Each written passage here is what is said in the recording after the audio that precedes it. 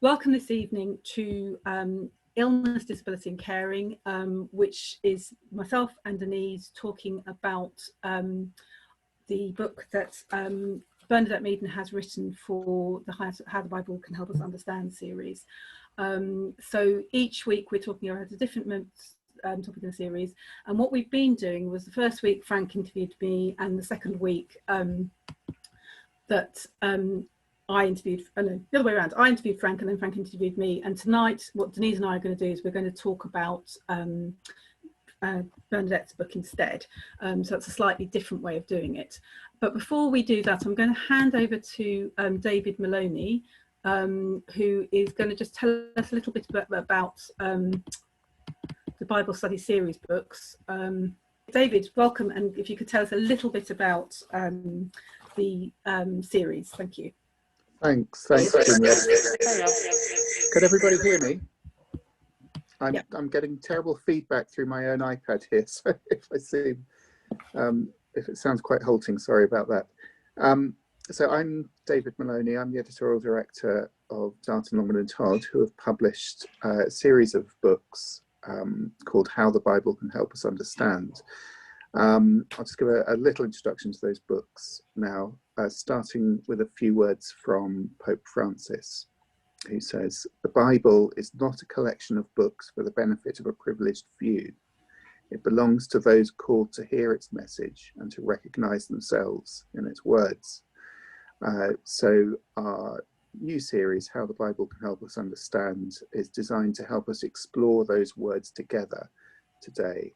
It's essentially a small series of books in which each one is a discussion about an important aspect of our lives, which asks what the Bible tells us about it, how the Bible can deepen our understanding of that particular issue. There are 4 books commissioned in the series, 3 of which are available to buy now in a small pocket-sized paperback, an ebook, and the 4th, which is coming in the summer. 2 books that have been published so far are about forgiveness, which has been written by Frank Cottrell-Boyce, and we've already had a Zoom discussion about that one from a couple of weeks ago, which you can find on DLT's YouTube channel. And Approaching the End of Life, which was written by Virginia herself, which was discussed last week, and is also on the channel. The 3rd book is the subject of tonight's discussion, which is Illness, Disability and Caring by Bernadette Meaden, who sadly can't be with us today, but Bernadette is a freelance writer who's contributed to many publications on political, social and religious issues, and in recent years has written extensively for Ecclesia on social justice issues, particularly welfare reform and its impact on the poorest and most disadvantaged members of society. And the 4th book, which will be coming out this summer, delayed because of the pandemic, unfortunately, but we're really looking forward to it. It's by Denise, who is standing in for Bernadette today, and it is called Welcoming the Stranger. We'll be talking about that, or Denise will be talking with Virginia next Wednesday, January 27th. So just in summary about these books, each book can be read either privately or as part of a small study group, or on a sort of Zoom conversation like this. And over 5 or 6 chapters in each book, the authors offer thoughts and questions for reflection, prayers, and suggestions for considering a topic more deeply. The guides in this series are aimed at ordinary people committed in their faith and wanting to live Christianly, but not necessarily brought up in a Bible studying tradition. And each book will prompt intelligent thought, reflection and guidance on the issues that really matter. You can see more about them at our website, www.dltbooks.com, and I'll hand back to Virginia. Thank you. Thank you, David, for that. I'm sorry, I'll just spotlight you. Cancel, that's what I need to press. And it doesn't allow me to put spotlight on myself, but I will try and change the view. Speak view. It's still on David for some reason. I'm not quite sure why. You're on. You're sorry? on. Yes. You can see me. Okay, great. I think we're now on speaker view, so hopefully it'll go between me and Denise. Apologies for that. Okay, thank you very much for that introduction, David. I just wanted to say I was going to introduce Bernadette, but thankfully David did. What I wanted to sort of say was that I was really keen for Bernadette to do this Bible study group, the Bible study guide, particularly because I've worked with her over many years and I know what an expert she is about illness, disability, caring, and I think this Bible study guide shows how good she is, and it is a really wonderful book. So I'm very pleased that it's part of the series. What we've been doing each week is we've been interviewing each other, but today is going to be slightly different because what Denise and I are going to do is we're going to talk together and about some of the issues that have come up. But first of all, I asked Bernadette to kick us off with the question we've done each week, which is, what is your experience of the Bible growing up? And Bernadette's answer to this was, to be honest, I don't have a very clear memories of the Bible from when I was a child, although I did go to Catholic primary school and later a convent. The Bible was always present as part of Mass and RE lessons, but in all honesty, I cannot remember feeling greatly engaged with it, outside of major events like the Nativity and the Passion. I think I took away the core messages about loving God and loving your neighbour, but I don't remember feeling a great sense of connection with the stories. Having said that, I don't have very clear or extensive memories of my childhood in general, so it may have been more significant at the time than I remember now. As a young adult, I became involved in the justice and peace movement, and that was probably the start of me feeling that the Bible had much greater relevance. I began to see how it related to all the important issues facing the world. I got to know people who were peace activists and doing great work in communities, all inspired by their readings of the Bible. So their example led me to greater appreciation of what the Bible offered. Later, I was asked to write some articles about Catholic social teaching, and I read some books which really made the Bible, particularly the New Testament, come alive to me. It feels like getting to know the Bible and Jesus better over those years has been an ongoing process which led me to writing this book. So the second part of the question was, how does doing this study guide affect you? Writing this study guide made me think more deeply about exactly what I believe and help clarify to some extent beliefs and ideas that had previously been quite vague. It also made me look afresh at the Bible studies and the passages and parables I worked with, and they came alive to me in a way that they hadn't done before. It's been an enriching experience for which I'm very grateful. I now feel more connected to the Bible than ever, and I hope to continue this process. So it feels like writing this book was a real gift and a blessing. Writing the book and thinking about my own life also made me realise how fortunate I had been to be brought up in a faith that often sustained me during my illness. Regarding the issues dealt with in the book, writing it has made me more aware of the danger of certain groups of people being considered, if not worthless, then worth less than others. I finished writing as the pandemic really took hold, and it was then chilling to see the deaths of people with underlying health conditions spoken about by certain commentators as if they were less significant or more acceptable. It has made me feel that the issues I highlighted in the book are even more pressing, and the Bible could be a much needed source of wisdom and guidance in a post-COVID world. Well, amen to that. I think that's a really good introduction to this story. Denise, are you muted?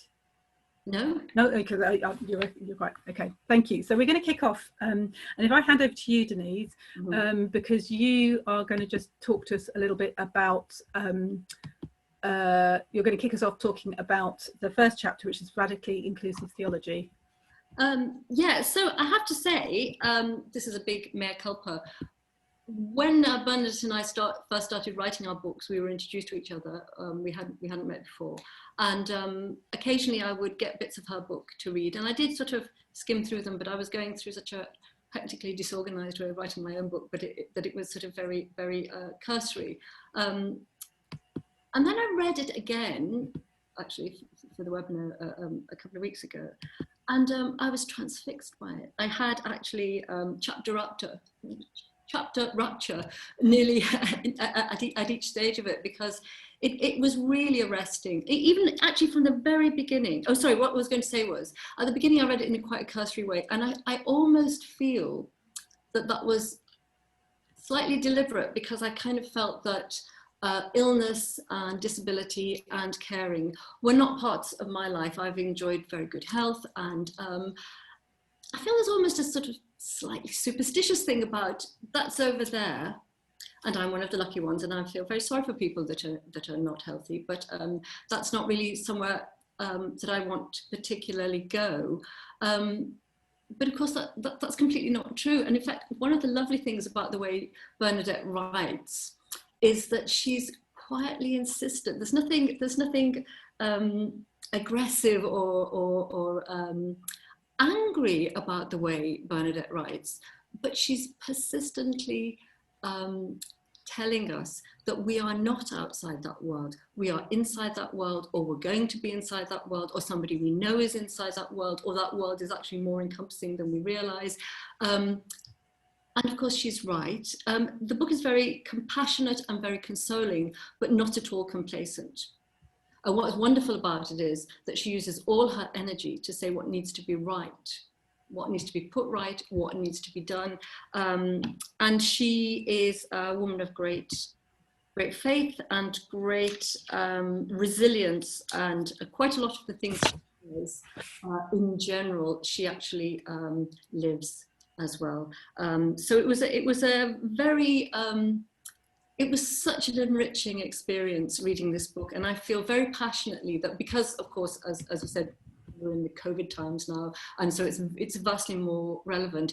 If you were coming new to this series, I would say this would be a really good book to start with.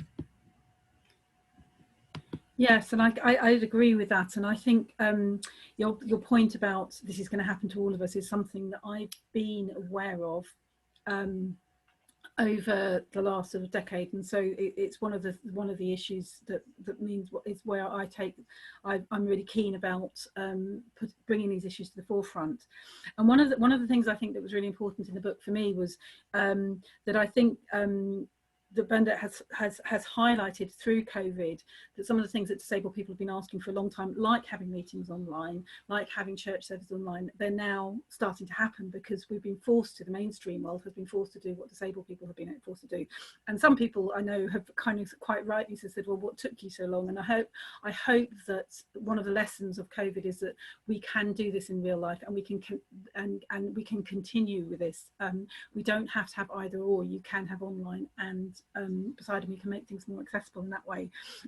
But I also think we've got a lot of disabled people who can teach us stuff. So Frances Ryan writes in The Guardian, and she wrote last summer about how to come out of isolation, because it's something that disabled people do all the time. They're often forced into isolation because of periods of ill health that makes them at risk from infection, so they have to stay at home, and then coming out of that and rejoining the world is quite a traumatic thing. And so I found that article she wrote really, really valuable. And Tanya Marlowe, who's a Christian writer I know, who has ME, and she lives in her bed quite a lot of the time, and she writes really brilliantly about this as well. And I think she found a lot of people found her very comforting last summer when people were really getting used to this new way of life, and she had lots of really helpful things to say. And I would highly recommend her book Those Who Wait, which is a Bible study of people in the Bible who've waited, and it came from her experience of her disability. One of the things in Bernadette's study, just bringing it back to the Bible, that I really appreciated in the first chapter on radically inclusive love was a story of blind Bartimaeus. And one of the things I've found is a lot of my career was supporting people with learning disabilities, and I've been around the disability movement a lot, and and I know lots of disabled people, and one of the things that I feel very strongly about is that disability is a social construct, and society should be adapting to people, not disabled people to society. And I've always found the healing miracles quite hard going as a result of that, because it seems to conflict with that idea. And I was really grateful to Bernadette for bringing new light into the blind Bartimaeus story, because the way she analyzes that story is, it's not so much about a healing as about let's include a disabled person in our society, let's make them valuable. And that when Bartimaeus is healed, he goes and stands before all the religious leaders, and they expect him to be worthless, and yet the message of Bartimaeus is that he is the most important person, and that God's love will be revealed through Bartimaeus. And I found that a very helpful understanding of that Yes, and also one of the things that I thought was really lovely reading this chapter was that Bernadette said, this is the story that most surprised me.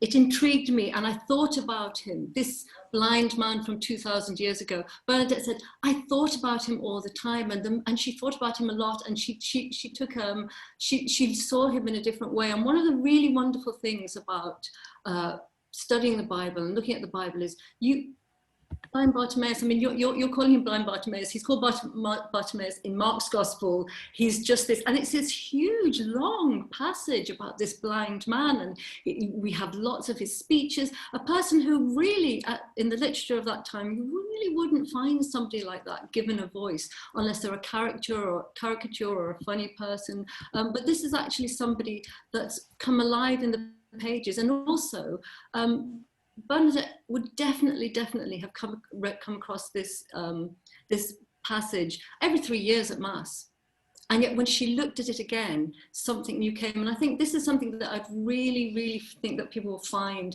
when they use these books and when they start reading the Bible for themselves, is that you can read a passage that you've read 100 times, or a passage that you heard such a lot of times, and it will speak to you. It will speak to you where you are now, and even the ages we are, the situations we find ourselves in, passages.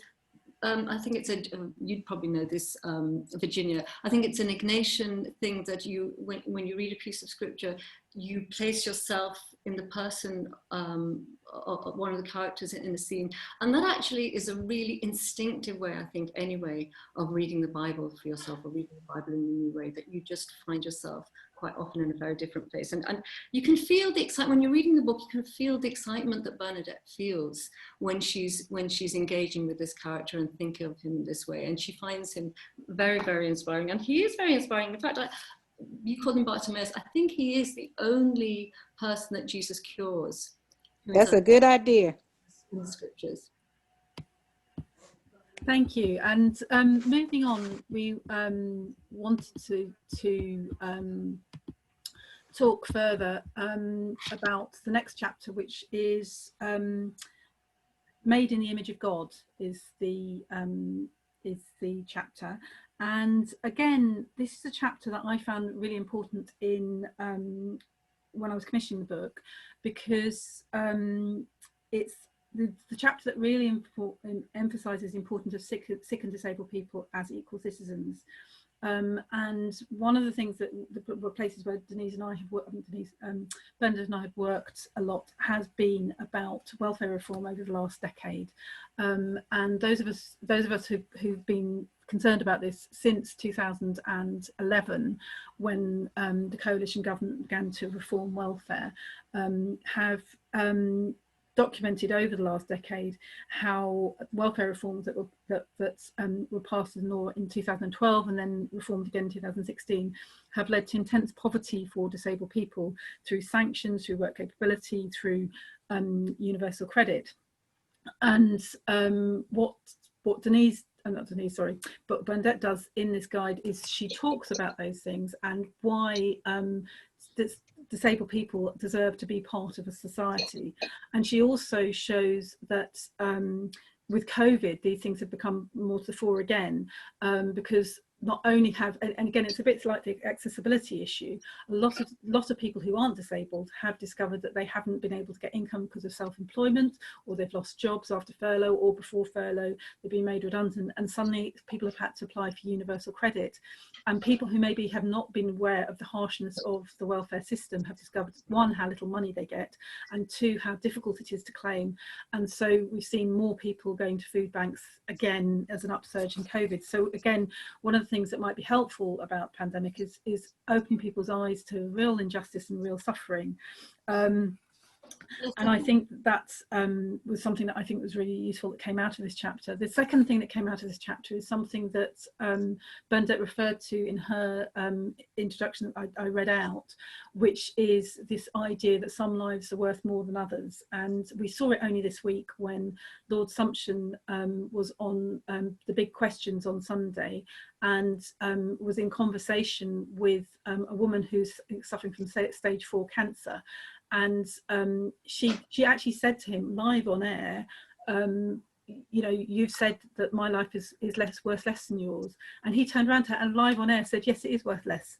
It was very, very shocking, but I don't think those sort of ideas would have been given credence in society 10 years ago. But there really is a rise in eugenic thinking and thinking some lives are less important than others. And it's something we as Christians really should be called upon to challenge. And I think that's one of the reasons why Bernadette pulled it in. It sort of links to the conversation we had about euthanasia last week as well, and then the other area that she also picks up on is screening of Down syndrome.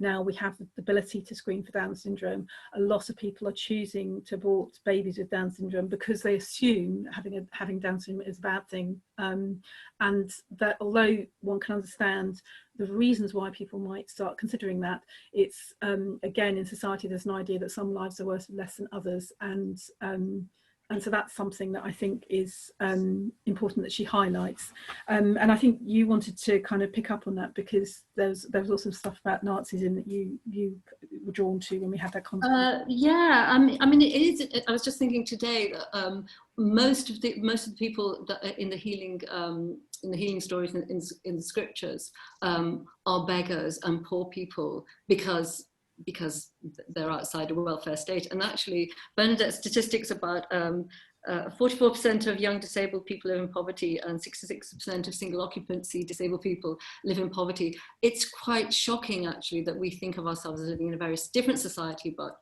in fact, they were beggars in Jesus' time, but they're still sort of significantly poorer than most people in this time. And in fact, finance comes into it a lot. I think probably when that I can't remember who it was, but said that shocking thing to the cancerous woman. I think what he was saying, woman with cancer, I beg your pardon. I think what he was saying was financially, perhaps your life is less financially productive. And I mean, we quite often in our society value somebody by what they can add to the GDP without asking what they can add in many other ways, or maybe even not that. I mean, I think the idea, I'm not unsympathetic to people who have crisis pregnancy, but the idea that we think it's absolutely fine to have eugenics testing is absolutely fine. We certainly wouldn't have racial testing or we feel very strongly about gender testing, but it's just, it's a given. And if you are disabled, I think there are a couple of interviews in The Guardian that Bernadette mentions from people with Down syndrome who said how painful they found that was universally accepted. And the incidents I think that Bernadette picks up are a picture in Nazi Germany of a disabled child, and there was a poster and it said, this child is costing you, the people, 600,000 marks or whatever it was, and it put a price on people's lives. And this idea that the only price, the only value that we can put on people's lives is a monetary value is completely contrary to the teaching of the Gospels. And in fact, St. Paul says, it is the weak, it is the ill that give us value, that give us strength. And he talks very much about his own weakness, the weakness of Jesus, the battered, broken human being that contrasts so much with the beautiful. When you think about the Roman, the Greek images of oiled, muscled, beautiful men, and then what do the Christians have to offer? This battered man who is absolutely at the end of his tether, kicked and spat on. It is very radical. It's very radical. It was countercultural then, and it's countercultural now, and we're proud to embrace it. And we're going to pick that up in the next section. But what I wanted to come back to was this whole idea of being made in God's image, and I think you picked up on the Psalm 139. I want to yes. say a little bit more about that. Yes. Oh yes. Now Bernadette only actually had room put in the first 6 verses, but Psalm 139. If you haven't read it, as soon as you finish it, go and read it. But only read up to verse 18. Actually, after 18, it all gets a bit grim. But up to verse 18. It is the most beautiful, enriching is a word I've overused, but it's a word, it's a psalm that really expresses so beautifully how much God loves us and how God cares about us, and the providence. And I think if you were somebody who was born with a disability or found yourself in a very difficult situation, it would give you a huge amount of consolation and joy in yourself, because it says God knows you, God is with you. There isn't any way you can hide from God. There's a beautiful bit where he says, the darkness is as day to God. If you try and hide from God in the depths, the darkest depths, that is as day to God. And it's just exhilaratingly beautiful. Yes, and I really like that aspect of it, the aspect of it that is kind of, I knew you before you were in the room, which I think is also in Jeremiah.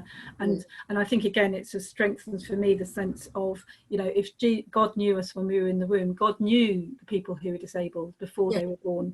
And therefore God is saying those people are worth something. And I think there are two sort of things that are worrying about the kind of assumption comment. Was there is a thing about the value of money, and, you know, the Telegraph just after, I think in the winter time, they actually wrote an article which said this is the amount of savings we've done by all these elderly people who've died because of COVID. I mean, they're doing that sort of thing. But I think the law assumption comment wasn't just about the value that the woman could no longer offer to GDPR, because when you've got stage 4 cancer, you haven't got much time left, so you're not going to be particularly employable, where some people do work right to the end. But the other side of it was the quality of her life, because her life was coming to an end. And it's, I mean, if anybody who sat with somebody who's dying, you can tell me that their life hasn't got quality and meaning, and how dare he say that to her. I thought it was a very shocking thing, and I think it's something we really need to be awake to in our society at the moment, because it's a very dangerous way of thinking. It's very utilitarian and very. So you've just mentioned the kind of, which does tie neatly into our next section, our next kind of thinking about, which is about suffering and weakness, and you mentioned St. Paul, and I wonder if you could talk a little bit more about Paul and weakness, and his whether weakness is a gift. Sorry, I beg your pardon. No, sorry. I was just saying about, we were talking about, you mentioned Paul and weakness, whether the weakness is a gift. You mentioned it radical, but yes, he does, and in fact, so he says to the Galatians, it was through my weakness that we made that connection, and that is true. Weakness is often a way of making connection to people. You might pass somebody in the street for ages, but if they trip over and their bags go flying, then you rush to help them, and that may be the beginning of a conversation. And St. Paul, there's always been a lot of speculation actually about what St. Paul's weakness is. He refers to it a lot, and there's been lots of speculation. And I read somewhere that in Ireland, epilepsy is known as St. Paul's disease. So I don't know how much credence we can give to that, but whatever it is, he talks about it a lot, and it gives him a lot of time for thought. And he says he prays a lot, that he will be relieved of his weakness, of his disability, and when he's not granted that prayer, then he begins to speculate some more, and then he starts to realize that just like Christ, it's in his weakness that is in his power. It's in the cross at the moment when he cries out in despair that Christ saves the world. So he then starts to empathize with Christ, and it's a slightly it's a two-way thing, that we are comforted by the idea that our God has suffered. It's a very unique idea. I mean, most ideas of God are transcendent, and we need the transcendent. The transcendent is important. We need to hang on to that. But also the truth of the incarnation and the glory of the incarnation is that our God has suffered. And whenever God asks you to do something, whenever God asks you to endure something, he is speaking to you from a position of knowledge. So Psalm 22, is that, I can't remember if that's in this chapter, but Psalm 22, my God, why hast thou abandoned me? That is originally written, that's an Old Testament speech, and that's written to God. It's crying up to heaven, to that distant heaven. But when the good thief turns to Jesus and says, remember me when you come into the kingdom, when in this terror of knowing that he's going to die very soon, he's face to face, he's side by side with God, he's speaking beside God. And that's what I think Benda is really bringing out when she refers to St. Paul's weakness, and St. Paul saying, this is God choosing to come and suffer alongside with us. And that is another way of making us feel very cherished and very beloved, and knowing that our suffering and our pain has a relevance. Yes, I agree. And I think one of the things that we also talked about, and I seem to have lost my I've lost my spreadsheet, I'm afraid. Not my spreadsheet, my screen share. I was going to share, and I'm afraid you'll have to look it up yourself. And I'll probably link it in the chat after when we share the video. I'm afraid I don't know what's happened to it. But the thing we were talking about was how that's in the book, which is talking about brokenness, about the Japanese art of Kimsugi. Yeah, and the idea that you take broken pieces of pottery and you remake them with lacquer, gold, silver, or platinum. And I was looking at some images of this earlier on today, and it was really beautiful because you can see these broken bits of pottery, and then you can see the way they were brought back together again, and the crack is emphasized by this gold mark, and it makes for beautiful patterning on the piece of pottery, whatever it's, the vase or the bowl. But it sort of emphasizes this was something that's broken, that has been remade, and it's been remade more stronger and beautiful. And I think that's what Bernadette's referring to in the book. Can I just interrupt there, because actually what's really lovely about, I think it's Kimsugi, Japanese pottery, is that it's a premeditated thing. It's a given. I think it's very fine porcelain. I think it's a given that it's in the nature of the part of its beauty is its fragility. Yeah. And so it's presumed in advance that this beautiful porcelain will be broken, and that its brokenness, the gold in the repair varnish will enhance its beauty. But there's this presumed brokenness, and to be honest, I mean, Bernadette really saying to this in the book, we are all broken, we are all going to suffer. It's part of our human condition. It's the darkness that makes the light brighter, and that actually God, who created us, knows, when he knew us in the womb, he knows that we will be broken, and we can trust him to put us together again, and that our brokenness will make us more beautiful. Yeah, and I really like that. And I think the other thing I really liked was that Bernadette mentioned how when her mother was dying of cancer, after her death, somebody in the parish came up and spoke to Bernadette about her mother, saying how much she loved her. I think he loved Bernadette's mother because he'd been going through cancer treatment himself, and Bernadette's mother, who's very elderly, housebound, not able to get out, had rung him up and checked in on him. And so somebody, his society would have said, again, coming back to this thing about who's useless in society, was actually quietly comforting somebody from her own home. And it just shows that, you know, we need to look at each other anew and afresh, and see people as God sees them, rather than as society sees them. Just to end up in this section, one of the things you talked about was the kind of the brokenness of Jesus on the cross. And again, I'm sorry, I don't know what's happened. They've disappeared, my lovely slides I had prepared earlier. But Bernadette referred to two paintings of Jesus' wounds. One by Otto Dix and one by Charles Murray, and they're both very, very striking paintings. But the point is that Jesus came down to the cross. The resurrected Jesus had the wounds, and I think that's a very, very powerful image. And again, you mentioned a story in the book that you really picked up on, was Bill Bravner's story, which I think connects to that.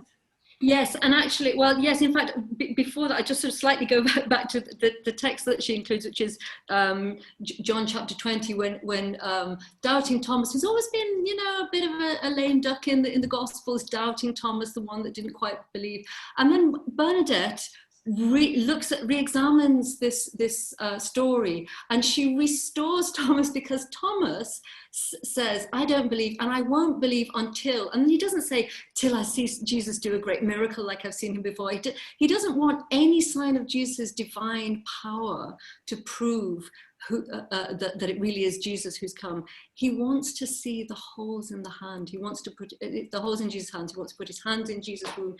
And it's Jesus's weakness, which is Jesus' authority. And I think that Bernadette talks quite a lot about the authority of suffering, and the authority that the resurrected Jesus has for Thomas is that he has been through that suffering. And then to carry on with Bernadette's anecdote about a vicar who was suffering from very extreme depression, and actually couldn't go to church on Good Friday, but did watch the Passion of the Christ.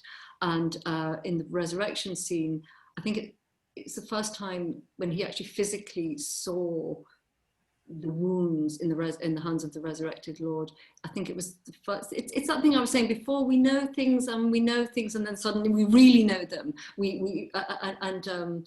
When he realized that Jesus did not abandon his wounds, that the perfected, because in John's Gospel, actually, Jesus meets Mary and he's so perfected in his post-resurrection glory that Mary doesn't recognize him in the garden, and yet part of his post-resurrection glory are his wounds. And then Bill realizes that all his brokenness and all his mental fragility is part of what makes him lovable, and what makes him strong and a necessary part of God's divine plan of salvation. He's very active now in disability ministry, I think. Yeah, and they wanted to flag up Disability in Jesus, who run the Ordinary Office, and they do a lot of online services, and they campaign to make the church more accessible, and Bill's one of that group.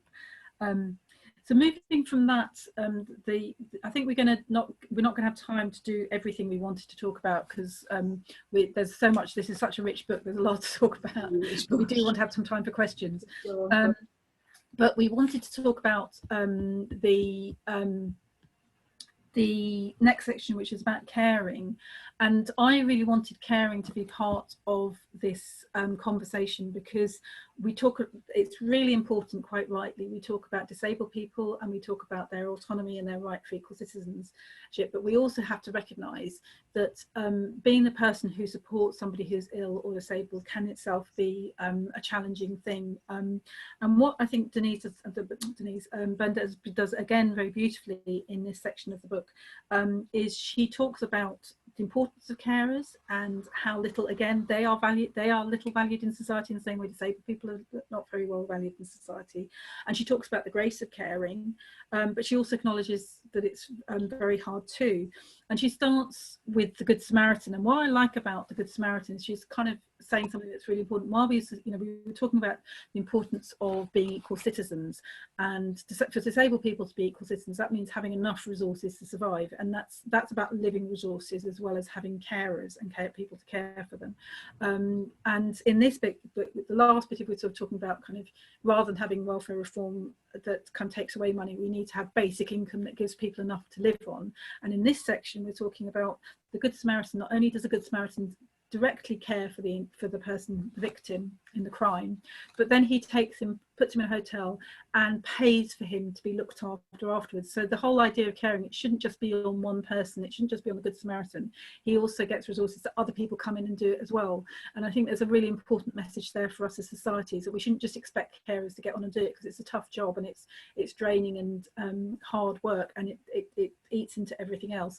We should also value carers by ensuring they've got enough resources and they can have a break.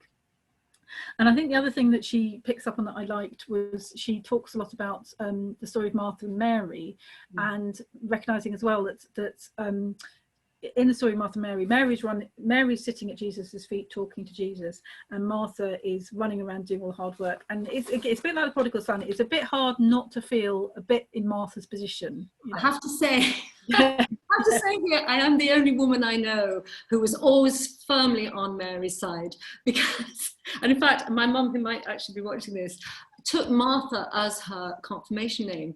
And I used to get really cross and stroppy and say, so you think Jesus was wrong? You were right and Jesus was wrong. Because actually, Mary and Jesus in that situation were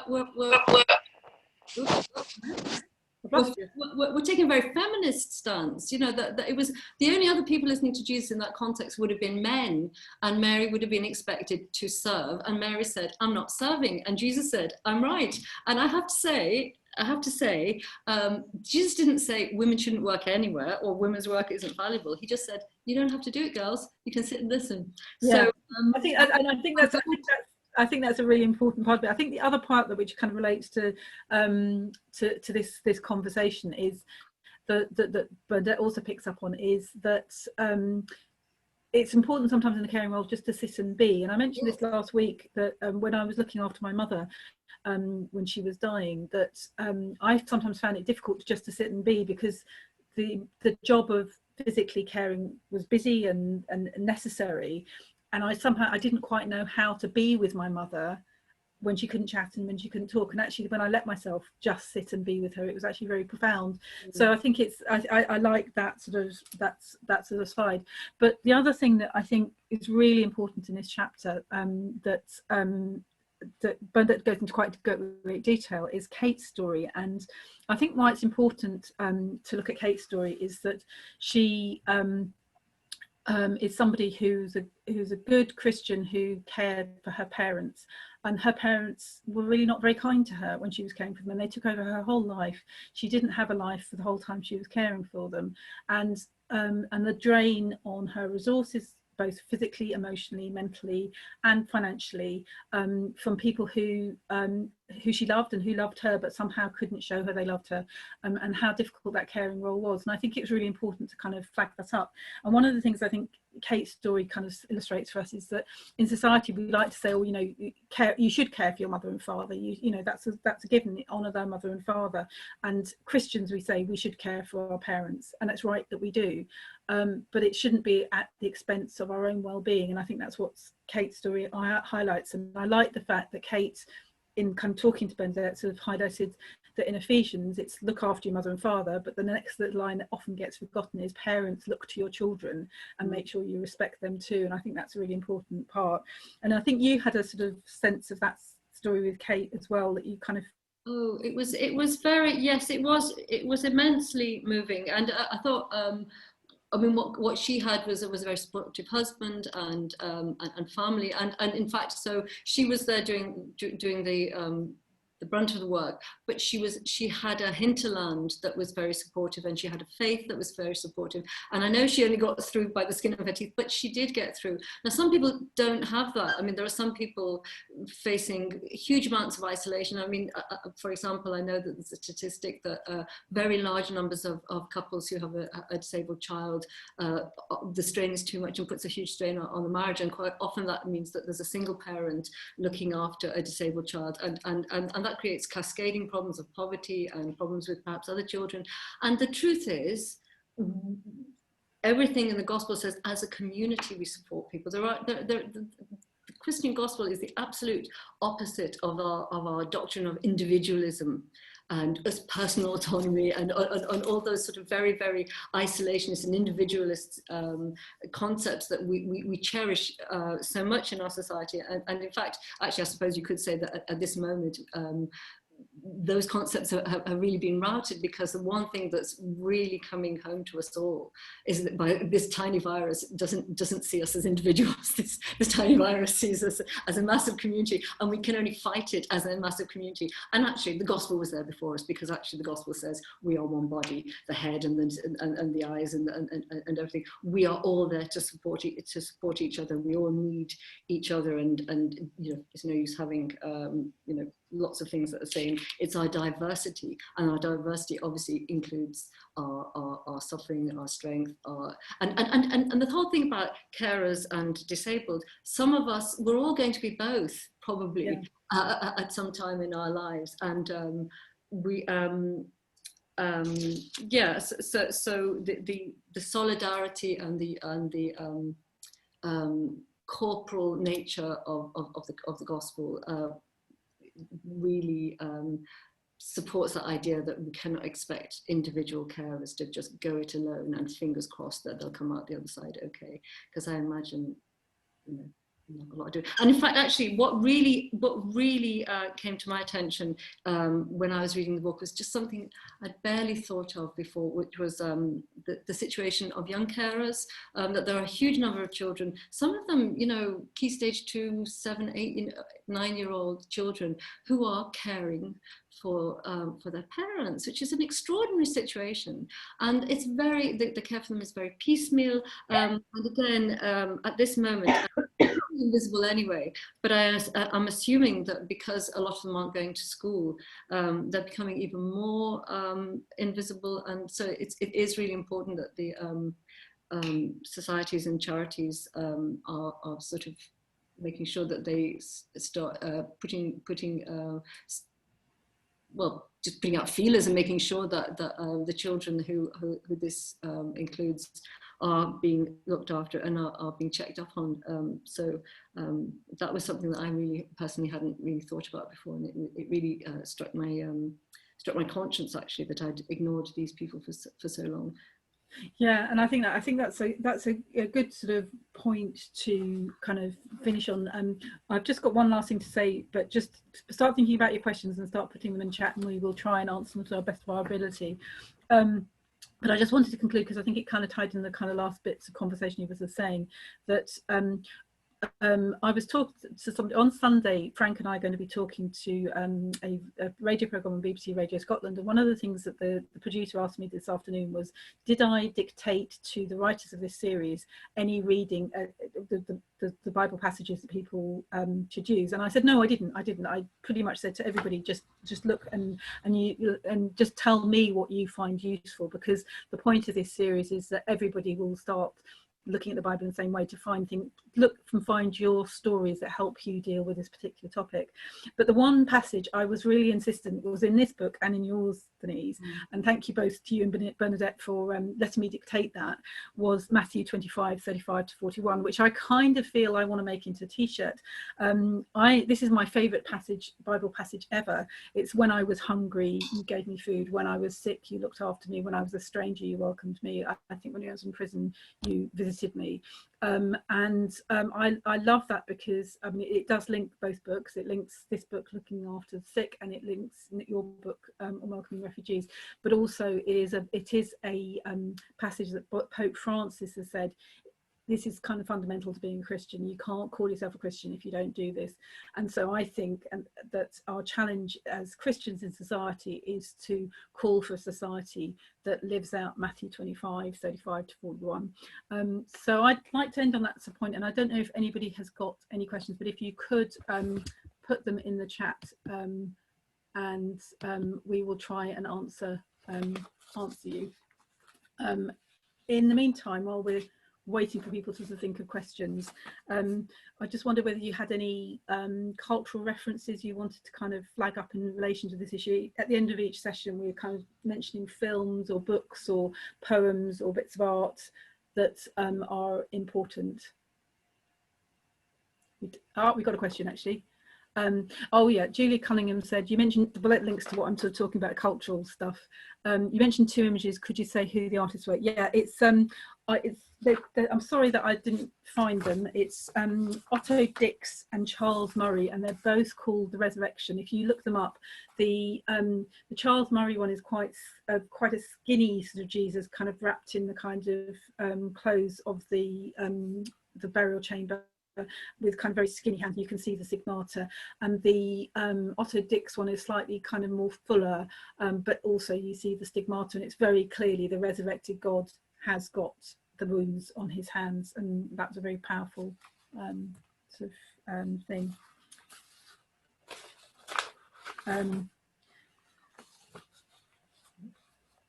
So are there any more questions for us? I know it's a bit difficult having to sort of type it up. So, while we're sort of looking out for the questions, there was a couple of poems that I think you were struck by that Bernadette referred to, that perhaps you might mention. Yes, actually, she in the chapter on suffering that we didn't read, she talks about the poems of Gerald Manley Hopkins, who suffered from agonizing depression, and let me just find that.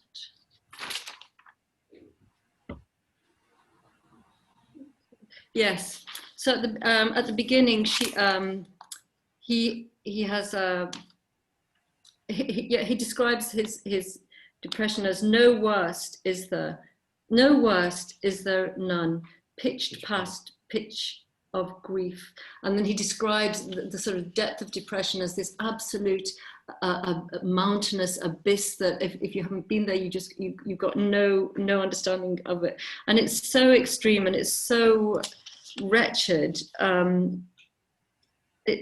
But then by the end of the chapter, she and it is chronologically correct, I checked on it, his final poem is, in fact, if I've got the book, I've got the final poem that he's able to write. It's the wrong page.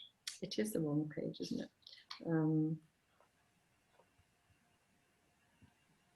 It's his description of himself. Yeah, that's the first one. That's on the chapter. Actually, hang on, got it here. Yeah, so the first one, when he's in his very deep depression, he says, "Oh, the mind has mountains, cliffs of fall, frightful, sheer, no man fathomed. Hold them cheap, may whom ne'er hung there." So that's he's hanging on this abyss. But because of his faith, and because he persists, and because he has healing towards the end of his life, this is how he describes himself, this man who's in this utter abyss. "I am all at once what Christ is, since he was what I am. And this Jack, joke, poor potsherd, patch, matchwood, immortal diamond is immortal diamond." And that sense of his own worth, that extraordinary sense of his own worth, and his own worth he understands because God became what he was, the broken and the abandoned. And because God became what he was, he could become what God is. And his perception of himself is as an immortal diamond, which is just very beautiful and so empowering. And Bernadette does talk extensively in this book about the strength of suffering and the strength that faith has, and her faith has supported her through her suffering, and all of it is to do with the embracing of Christianity, of this extraordinary and really unique idea that it is in our weakness, in our brokenness, in our disabilities, in our inadequateness, in our rejection, in our worthlessness in the eyes of the world, that our strength and our power and our beauty and our worth is. There's a lovely comment that kind of links to that. Thank you. That was his time is a huge factor in being with people with a disability. Giving them time and space to express themselves, ask questions, to tell their story is important. Having been in Faith and Light for a number of years, I have experience of the richness. If anybody doesn't know Faith and Light, it was it's a movement supporting families with people with disabilities that came out of L'Arche, and is really a very helpful support group. And I knew of it many years ago. So yeah, thank you for sharing that. That was from Eleanor. Are there any more questions for us? While you're thinking about your questions, just do put them in and we'll look at them. I wanted to respond to the Gerald Manley Hopkins poem, because the poem that Bernadette mentioned is one that's really important to me. And unfortunately, because we were just saying when we were talking on Saturday, because of copyright reasons, Auden's out of bounds at the moment. It costs too much money to create Auden. When I did my Lent study guide for DLT on the I, Daniel Blake film, I had exactly the same Auden poem that Bernadette chose, which is Musée de Beaux-Arts, and it's Auden is looking at a Bruegel picture in the Musée de Beaux-Arts, and in the picture it's a picture of the fall of Icarus, and so you have Icarus falling from the sky, but it's actually not the main focus of the picture. The main focus of the picture is the boat going off into the distance, and there's a ploughman on the hill, and the poem just really basically describes how suffering happens out of sight. It's, you know, poor Daedalus is watching his son die, Icarus is dying in a really terrible way, but we don't, the ploughman turns away, the boat is drifting out of the distance. They're the focus of the picture because life goes on, and it's a kind of message to us that we shouldn't ignore suffering. So I find that really useful. So I thought it's, you know, great minds think alike, that both Bernadette and I have been drawn to that poem. The other book I wanted to mention, and it's 2 weeks running I've given her a plug, and I have to say Bernadette, Anne Booth is a good friend of mine, so, but she's also a fantastic writer, and she's actually written 2 very good children's books which I think relate to the topic. One is called Girl with a White Dog, which is a very moving story about a young girl whose grandmother is developing dementia, and who's looking after her grandma's dog while she's in hospital, and she discovers that her grandmother has a secret history with Germany, and it starts getting her thinking about the Nazism and that whole thing about that you discussed about the Nazis. Discrimination against disabled people, and it's in the kind of context, Anne was writing it at the kind of before Brexit actually, but in the context of the kind of an increasing sense of demonising the other, and she wanted to write this lovely gentle story about how we should welcome each other in, and how we have to keep challenging Nazism wherever we see it. So that's a very beautiful book. And then the other one that's also another, it was the second one in the series, and somehow also manages to get a dog in all her stories. And this is a lovely, lovely book about a young carer called Dog Years. And it's a kind of book that makes you laugh and cry. And when I read it, I was really struck by myself at aged 11. But it sort of follows this story of this lovely little 11-year-old girl who has caring responsibilities. And when my son read it, he got furious reading it at how badly the grown-ups treated this poor kid. He very, very much identified with this kid. But it's a very beautiful story, and it sort of both sort of shows how hard it is for young carers, but also there's lots of hope and humour in it. And she tells everything to her dog, and that's why it's called Dog Years. It's just gorgeous. So yeah. I think I'd also like to add because I know we're going to finish in a minute, but there's been quite a lot of talk about how people are undervalued in our society, and then they're not supported. And certainly some of the stuff that came out at the beginning of the COVID epidemic, when people were saying things like it's only the disabled, it's only the people with long-term illnesses who are going to die, as if that didn't matter. And I was saying that to one of my children who's a student at the moment, and she was very surprised, and she said, that's not the way my generation see it at all. And this is what she said, nobody that I know is afraid of getting COVID. When she's in a student house and 7 people in that house did get the virus, and she said we were just licking each other's lollies. We all wanted to get it. We all wanted to get it quickly so we could get it over with. None of us. We were all young and strong and healthy. We didn't worry about getting it. And although the press is full of images of people having parties and people breaking the rules, she said for the most part, we're sticking to the rules. We're keeping ourselves in. We're not having lectures. We're not going to parties. We're not having a normal student life.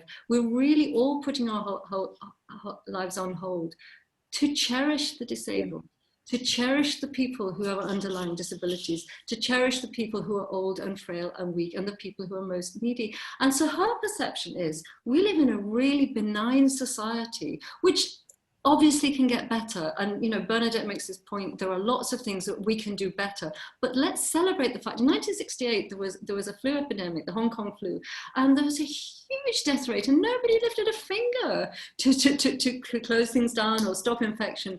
And actually, I do actually think there are times when we need to not give up on trying to make things better, but to celebrate what we do. And from the point of view of young people in this country, we are being incredibly loving and giving to those people who deserve to be loved and to be given to. I think that's a really wonderful place to end, because, and I would sort of echo that as a mother of young people. I'd say that I think the younger generation have been incredibly responsible and caring for the older. And sometimes I think it's my generation that actually haven't been that good and that caring, in the sense of, when I look at some of the commentators who Are you having parties, Virginia? No. What I mean is, in terms of some of the discourse, some of the kind of negative eugenic thinkings, it's people my age or above who are saying those things. I don't think it's young people who are generally a lot more kind of tolerant. But the other thing I just wanted to flag up as two things just to kind of look out for. One was to look out for Ordinary Office on Twitter if you're interested in online services, and also because Bernadette's very keen that we flag this up, and I think it's really important. If you want to find out and support disabled people and really be up to date with news about disability News Service, which is run by John Prings, is a really, really good website and Twitter feed. And John has highlighted and brought to attention some really important news stories that would otherwise possibly not got anyway. He's a great journalist, so just to highlight that. So once again, I would like to thank you for spending a winter's evening with us, and sorry about the technical stuff at the start. We've got a comment here saying, great discussion. Coda's take on the sheep and goats is a remarkable piece of art used by us teachers to access the parable. Okay, I'll look out for that. Thank you, Gretchen. And I'd like to thank Denise for this conversation, which I've really enjoyed, and I hope you have as well. And next week, Denise is in a hot seat I will be asking Denise all about welcoming the stranger, and we look forward to seeing you then. So thanks very much, and we'll see you next week. Thank you.